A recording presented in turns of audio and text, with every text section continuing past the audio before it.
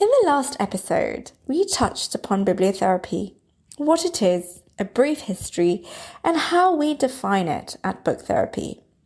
In today's episode, I wanted to talk about how we can use bibliotherapy in treating everyday mental health issues, as well as touch upon who practices it, why it works, and the impact of solo reading versus group reading. I hope you enjoy the episode.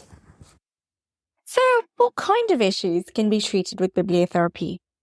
Bibliotherapy has been known to treat serious mental health issues, such as depression, as well as more moderate to mild issues, such as stress, anxiety, eating disorders, and low self-esteem. It's also been known to promote psychological happiness, emotional relief, and general mental well-being, while also enabling personal development and self-discovery. In the late 20th century, bibliotherapy was a broadly used term, and little was documented for research purposes. In the late 20th century, bibliotherapy was a broadly used term. However, little was documented for research purposes. Many of the positive effects of bibliotherapy as an effective intervention have been reported since, including those for treating self-harm, bulimia, obsessive-compulsive disorder, OCD, emotional disorders, shame-based addiction issues, as well as providing comfort and hope for older, depressed people. And who practices bibliotherapy? Bibliotherapy continues to be a powerful form of therapy that's universally employed by librarians, mental health professionals, working in clinical psychology and psychiatry, therapists, counselors, teachers, doctors, social workers, other healthcare and medical professions, parents, as well as spiritual and religious leaders. Its accessibility and cost-effectiveness through the use of books or reading books make it a popular and convenient form of therapy. It's also less intense than sitting down with a therapist in a therapy session. Consequently, many therapists and mental health professionals from all walks of life prescribe relevant books as part of their therapeutic approach or counseling session. Both the American Library Association and the International Federation for Biblio/Poetry Therapy also have a wealth of resources that readers might find helpful. From bibliotherapy reading lists to research. And why does bibliotherapy work? Poems, stories, essays, they're all versions of modern-day life, be they fictitious or otherwise, and readers have the opportunity to vicariously experience the lives of other people, often re-experiencing a very similar emotion or feeling from a different narrative perspective, reframed.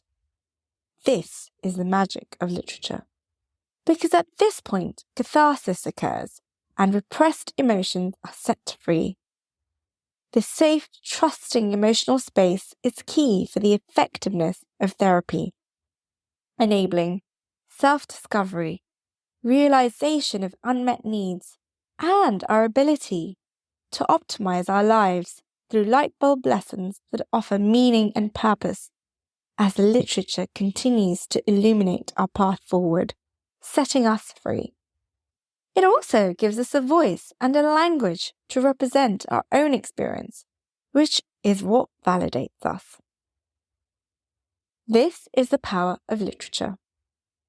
What's fascinating and hugely inventive about bibliotherapy is that you could be reading the same story or poem for years and still receive a different or surprise interpretation that reframes the narrative in a new light. The novelty in itself can be invigorating, curative, or enlightening, bringing deeper understanding and insight to our own interior lives and the exterior world. Self-awareness, empathy, and mental well-being. Reading is more than just voraciously devouring words as we hurriedly rush through the chapters of an engaging book that's convinced us to stay up all night reading.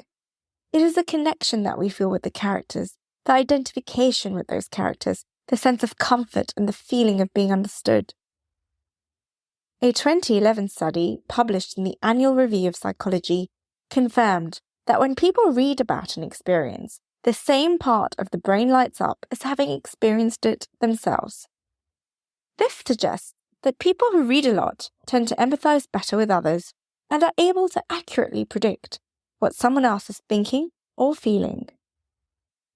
As Virginia Woolf so aptly put it, when we read, we are in perpetual union with another.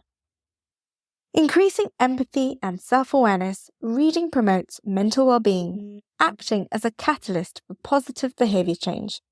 Whilst reading may also give us a temporary but refreshing escape from the harsh realities of life, it enables short, meditative pauses, akin to small doses of medicine for daily stresses.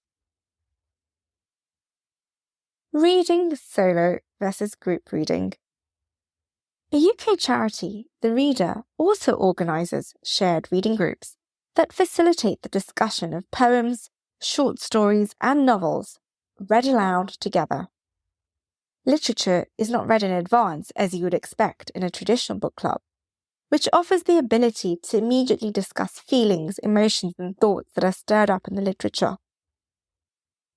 This twofold form of connection with both the literature and other people brings about healing through expression of emotional distress, which is often cathartic. What's wonderful about the literature, as observed by one of the reading group members, is that beyond empathizing with the literature and identifying the feeling, you are literally re-experiencing feelings and emotions and as a result truly processing them. I hope you enjoyed this episode. Do join me next week where we will be discussing how effective bibliotherapy actually is, looking at some of the studies and evidence of recent research, providing its merit as a therapeutic tool for mental health and well-being. Until next time, have a wonderful week.